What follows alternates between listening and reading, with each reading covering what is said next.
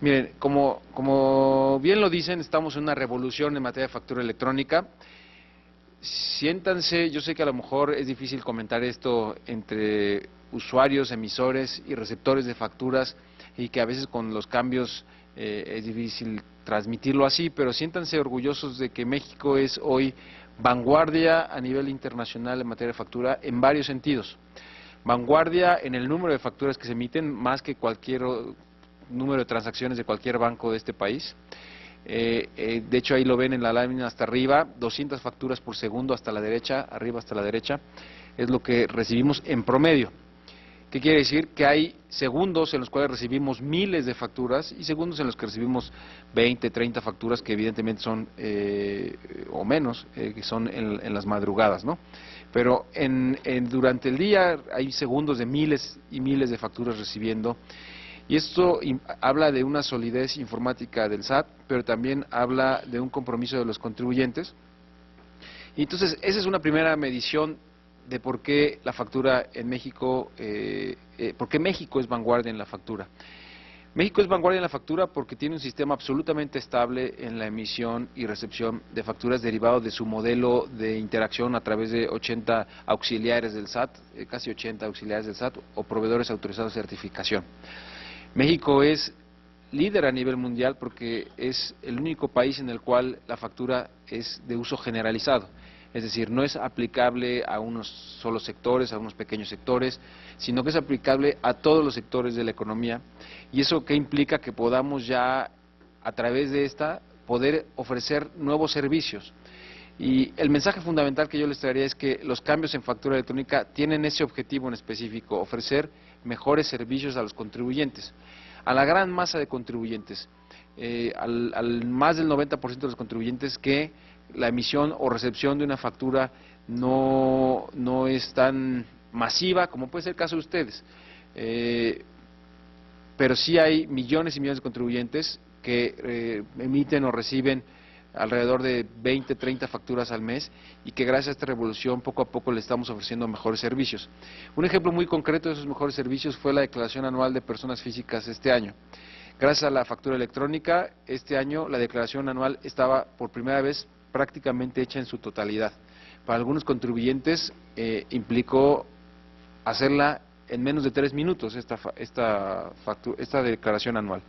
Entonces, hoy en la gráfica pueden ver, recibimos cerca de 6,000 millones de facturas por año. El año pasado, 2016, 6,142 millones de facturas. Este año, al 30 de abril, llevábamos 2,075 millones de facturas. Y esto implica que cada año han habido más y más emisores de estas. En el 2005 apenas empezaban 236 emisores de factura.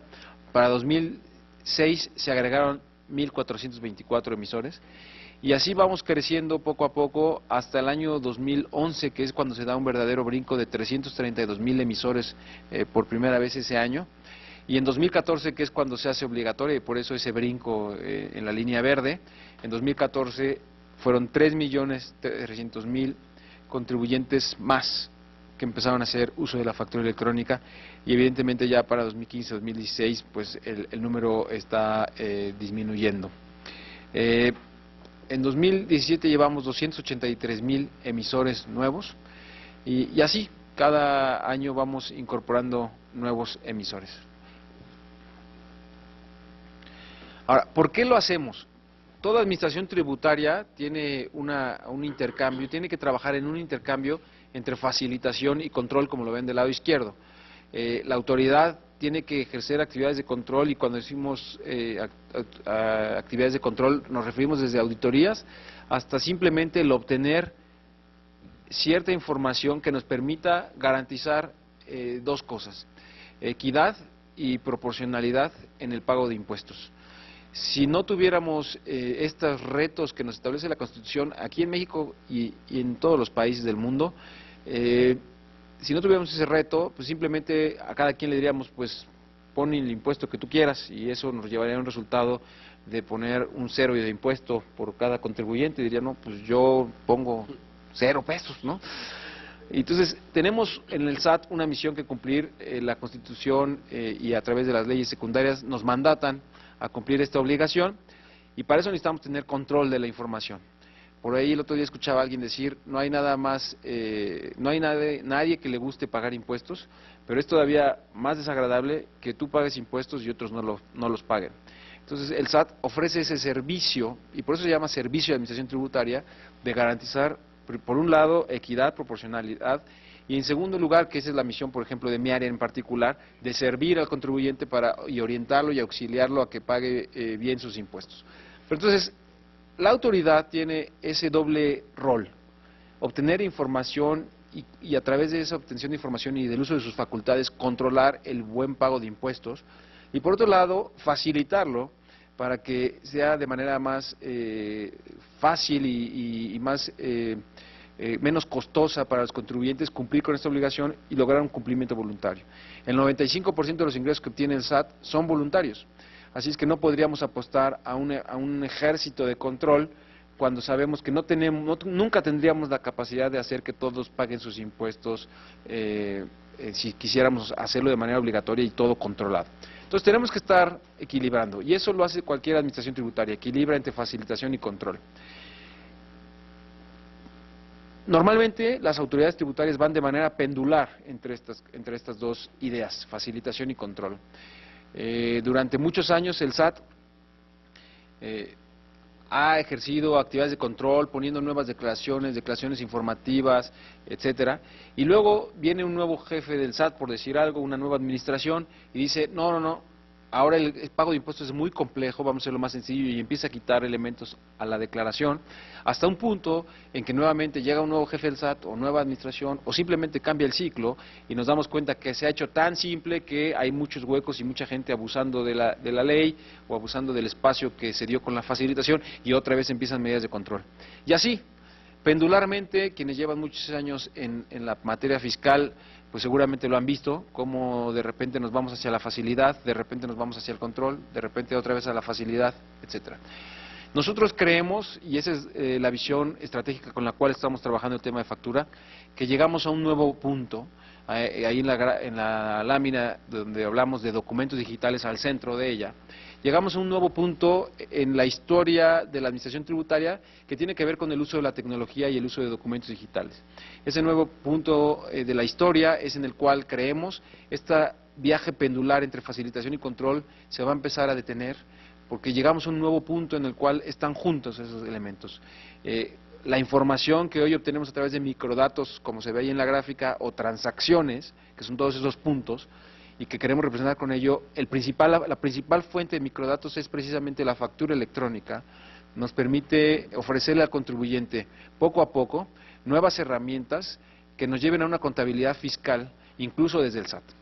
Ejemplo concreto, la herramienta Mi Contabilidad, que recién se sacó en febrero de este año, me parece, en la cual, para un pequeño segmento de contribuyentes, pero vamos a ir por más en los próximos meses, les estamos ofreciendo una herramienta que ya utiliza la información de las facturas para presentar prácticamente su declaración. El contribuyente entra al aplicativo y se encuentra sus ingresos y sus deducciones ya reflejados ahí, y simplemente tiene que revisarlo, decir cuál ya pagó o cuál está pagando parcialmente, o cuál ya cobró, ¿no?, y cuál está cobrando parcialmente, y decir cuál es el uso que va a hacer, por ejemplo, de una deducción, si por ejemplo compra una computadora, si se trata de una compra de activo fijo, o se trata de un gasto administrativo, o se trata de un insumo, pensando que comercializa computadoras. Entonces, con estos microdatos, que son las facturas fundamentalmente y otros datos que tenemos, estamos empezando a integrar la información, y hacia allá queremos ir, hacia que más del 90% de los contribuyentes puedan, al abrir una aplicación del SAT, simplemente revisarla y aprobarla. No es el caso de los asociados de AMDA, al menos no en el corto plazo. No, a los asociados de AMDA no estamos aspirando a que abran una aplicación y que inmediatamente tengan ahí ya sus ingresos y sus deducciones y listo. El caso de AMDA y de otras industrias es un caso un poco más complejo, pero sí es el caso de más del 90% de nuestros contribuyentes, y por eso el uso de la factura electrónica de manera especial. ¿Cómo era antes, digamos? Déjenme hacer una analogía nada más para explicar por qué es importante lo que estamos haciendo en factura electrónica. Imagínense del lado izquierdo está el estado de cuenta de banco. Imagínense que su estado de cuenta bancario llegara como está en esta imagen. Simplemente una carátula frontal, que normalmente en los estados de cuenta viene hasta arriba, donde dice, este es tu saldo anterior, estos fueron tus compras y disposiciones de efectivo, estos fueron tus comisiones cobradas, tus intereses, el IVA, algunos conceptos, y por eso este es tu saldo actual al corte, ¿no? ¿A ustedes les gustaría recibir un estado de cuenta que solo dijera eso? Cuando reciben su estado de cuenta, ¿les gustaría recibir un estado de cuenta que solo dijera eso? Claramente no, ¿verdad? Porque dirían, oye, pero ¿cómo sé que los cargos que están ahí, sí los hice yo, en dónde fueron, qué establecimiento, etcétera? Ahora imagínense la declaración del SAT, la declaración que recibimos en el SAT, una declaración, por ejemplo, de impuesto sobre la renta. La declaración del impuesto sobre la renta que recibimos en el SAT es eso. Los contribuyentes hoy nos dan un resumen, y con eso hoy la autoridad trabaja. Con ese resumen dice, a ver, estos fueron tus ingresos, ok, ¿y cómo sé que fueron tus ingresos? ¿No?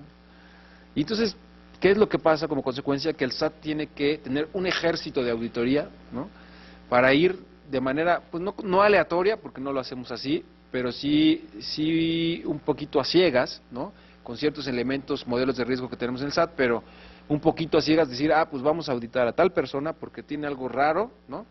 Y ahí le vamos a pedir que nos abra todo su estado de cuenta y mándenos cajas y cajas y cajas para hacerles auditoría, que son costosas para ustedes, que muchas veces la mayoría de los contribuyentes están bien y aún así tienen que enfrentar esta situación, e incluso, se los digo así con cierta apertura, a veces aunque estén bien, no están 100% bien. Entonces, ¿por qué? Porque la norma fiscal es compleja, y entonces nuestros auditores acaban determinando algo que no es realmente el fondo a lo que queríamos llegar. ¿Y por qué sucede esta dinámica tan inadecuada? Porque hoy el SAT simplemente recibe esa carátula del estado de cuenta, ¿no? Al menos a través de las declaraciones. Ya tenemos mucho más a través de la factura, y eso nos está permitiendo ser un poquito más precisos a quién se audita.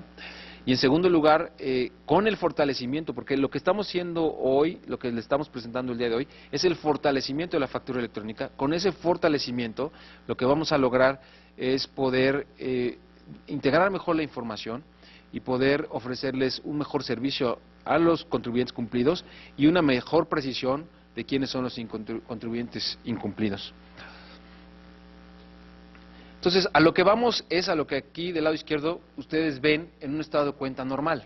El estado de cuenta que ustedes reciben del banco todos los meses viene detallado cuáles fueron sus cargos. Y del lado derecho tenemos los dos primeros ejemplos de lo que creemos es el futuro del SAT para la gran mayoría de los contribuyentes. Una declaración prellenada a partir de las facturas, una declaración anual como ya fue este año, y una herramienta Mi Contabilidad que pueda irse expandiendo a más sectores de contribuyentes. Ahorita solamente está en las personas morales que operan por el régimen de flujo efectivo.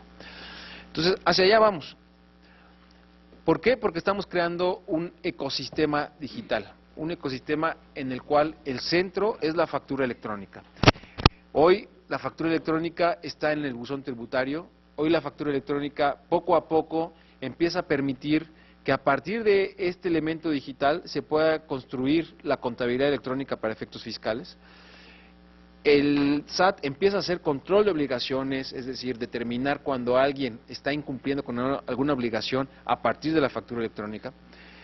Con esto, y en particular con algunos de los ajustes que vamos a mencionar ahorita, vamos a poder tener mejores modelos de riesgo, como por ejemplo, la estructura de costos que tienes en diferentes industrias, o en una industria en particular, diversas empresas, pues tendría que ser relativamente similar, no igual, pero relativamente similar. Y con los nuevos ajustes a la factura electrónica vamos a poder detectar quién no tiene una estructura de costos similar y dirigir nuestros esfuerzos hacia ellos. Eso nos referimos como modelos de riesgo. Declaración prellenada, como la declaración anual que ya mencionamos. Padrón de contribuyentes, depurar el padrón de contribuyentes. Si ustedes observan las cifras de padrón de contribuyentes de los últimos años ha crecido mucho, pero en particular este año, como un ejemplo de cómo esta revolución en factura electrónica nos va a ayudar a hacer otras mejoras, es el mes de marzo. En el mes de marzo el padrón de contribuyentes de asalariados mejoró mucho, y seguramente ustedes lo saben porque gran parte de esa mejora fue que algunos asalariados les pagaban con un RFC no existente. Y entonces lo que pasó es que a partir de abril, por mucho, a partir de abril, los contribuyentes tenían ya que presentar en su nuevo complemento de nómina el RFC correcto del receptor o asalariado. Entonces se dieron cuenta que estaban mal y entonces el padrón de contribuyentes en marzo sufrió un cambio importante por esta limpieza. Auditorías electrónicas, ser un poquito más concretos en las auditorías electrónicas. ¿A qué nos referimos con eso? A que con la factura electrónica y con todos los vehículos de este ecosistema digital, podemos ir y nos iremos aproximando poco a poco más a auditorías muy concretas donde lleguemos a preguntarles sobre una transacción en particular, decirle, oye, esta transacción está un poco rara, queremos más información. A diferencia de la auditoría de hoy, que llegamos y pedimos cajas y cajas y cajas de información, que a veces son hasta improcesables, ¿no? Vamos a usar la factura en las operaciones de comercio exterior y en la determinación de pagos provisionales de impuesto sobre la renta e IVA. Entonces, en general, la factura va para todo el ecosistema. Y aquí sí ya al tema que nos atañe el día de hoy. Uno, para el contribuyente. ¿Qué es lo que estamos identificando? Las principales problemáticas que vamos a ir corrigiendo a través de esta transformación. La emisión de la factura en el punto de venta es lenta o se posterga dado que el emisor solicita más información de la necesaria. Por ejemplo, domicilio. La factura electrónica hoy, lo único que es obligatorio en una factura electrónica es el RFC. Nos referimos al receptor. No obstante, en muchos establecimientos, no necesariamente en el de ustedes, porque ustedes tienen otra variante que lo hace distinto, piden todavía el domicilio y una serie de datos que dilatan la entrega de la factura. Ahora ya vamos a hacer un mayor esfuerzo para que la sociedad sepa que solamente se requiere el RFC para sacar una factura. Dos, los receptores de las facturas se niegan a veces a pagarlas derivado de la incorrecta interpretación del cálculo de impuestos. Ahora los impuestos van a estar concepto por concepto, pero además ya tienen ustedes disponible en la página del SAT, en la sección de información, en la sección de factura electrónica, una serie de documentos nuevos que les permitan a ustedes tener claridad de cómo se llena una factura electrónica y que no dependa de la relación entre proveedor y cliente, que no dependa de quién tiene mayor poder de mercado, el cómo debe ir una factura. La factura es una y tiene unas características de cómo debe ser escrita, cómo debe ser llenada, y por consecuencia lo que estamos haciendo es publicando una guía de llenado para cada uno de estos elementos de factura que les den a ustedes elementos para poder dirimir cuando hay una controversia entre proveedor y cliente de cómo debe ser una factura. Yo me imagino que en el caso de ustedes, sus proveedores de repente puedan tener una incidencia, una petición de cómo debe ser una factura en particular, que no necesariamente ustedes coinciden. La guía de llenado les va a permitir aclarar eso. El emisor realiza de forma incorrecta la suma de los impuestos trasladados o retenidos al no distinguir entre gravados y exentos a nivel de concepto. Hoy tenemos facturas que el contribuyente receptor de la factura no puede saber qué bien de los que está comprando, por ejemplo, tiene una tasa de IVA 0, qué bien está exento del impuesto y qué bien está a tasa 16. ¿Por qué? Porque simplemente en el total viene el total de impuestos, pero no viene a nivel de concepto. Lo que vamos a hacer ahora es precisar a nivel de concepto cuál es el impuesto aplicable. El siguiente punto es quizá el más nuevo, el más innovador, que es el tema que dice ahí: la información de la factura no es suficiente para relacionarla con los pagos en los reportes de contabilidad, en particular en las pólizas. Desde 2014 existe la obligación que por cada pago que se recibe se emita un comprobante.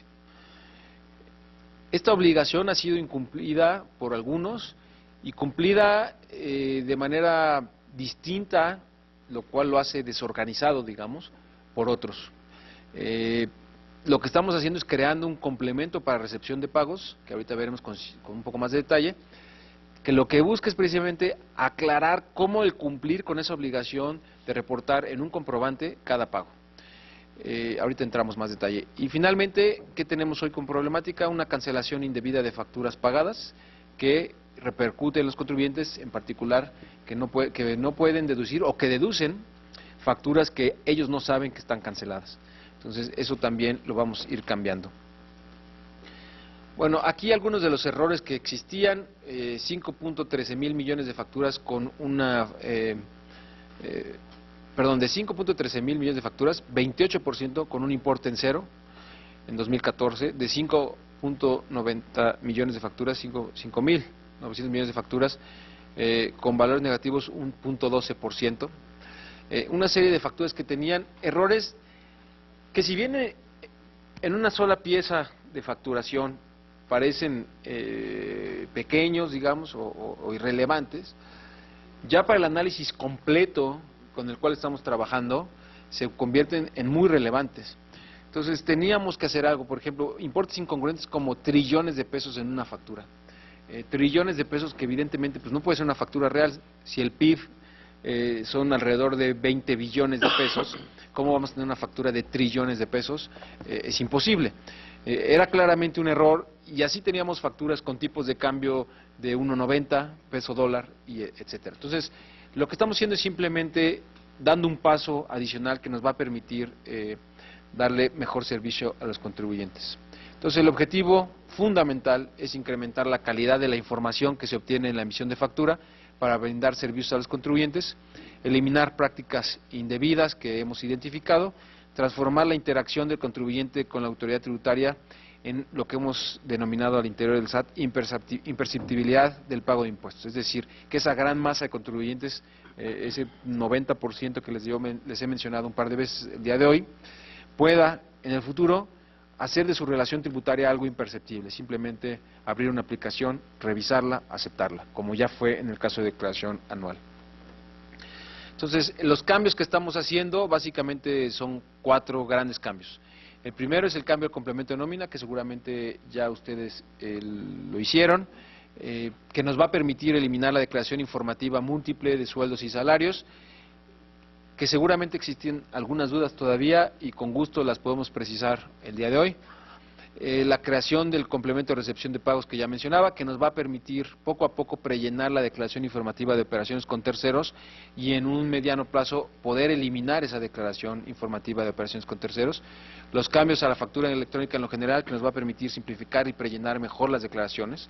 El complemento de comercio exterior, que nos va a evitar duplicar información. Por ejemplo, ya quien lo quiere hoy puede eliminar el comprobante de valor electrónico que se pide en las aduanas y sustituirlo por un complemento de comercio exterior. Estos son los 4 grandes cambios. En resumen, con esto vamos, reitero, prellenar declaraciones y pedimentos, alinear procesos, y esto es bien importante. El SAT reconoce que es un agente muy importante y que tiene la fuerza, digamos, y por consecuencia la responsabilidad de estandarizar información entre industrias. La factura electrónica se vuelve un mecanismo de estandarización entre industrias y nosotros tenemos que asumir esa responsabilidad y por consecuencia ir mejorando poco a poco el estándar tecnológico. El estándar tecnológico vigente hoy está así desde 2011, han pasado ya 6, casi 7 años y por eso ahora necesitamos actualizarlo para poder mejorar esa alineación de procesos entre diferentes empresas e industrias. Vamos a eliminar declaraciones, vamos a simplificar la emisión de la factura electrónica y eliminar errores con estos ajustes, vamos a simplificar la contabilidad electrónica, esto en el mediano plazo, vamos a diseñar modelos de riesgo más consistentes para poder orientar nuestros actos de fiscalización a quienes no están cumpliendo, diálogo concreto que ya mencionaba con los contribuyentes durante una auditoría, irnos a transacciones más precisas e implementar acciones de combate a la corrupción. La información que va a tener la factura electrónica nos va a permitir, por ejemplo, a partir de este año es obligatorio para todos los gobiernos estatales y municipales emitir factura electrónica por los ingresos que obtienen. Pero no solo eso, sino que la información nos va a permitir poder hacer comparables en licitaciones públicas mucho más concretas, ¿no?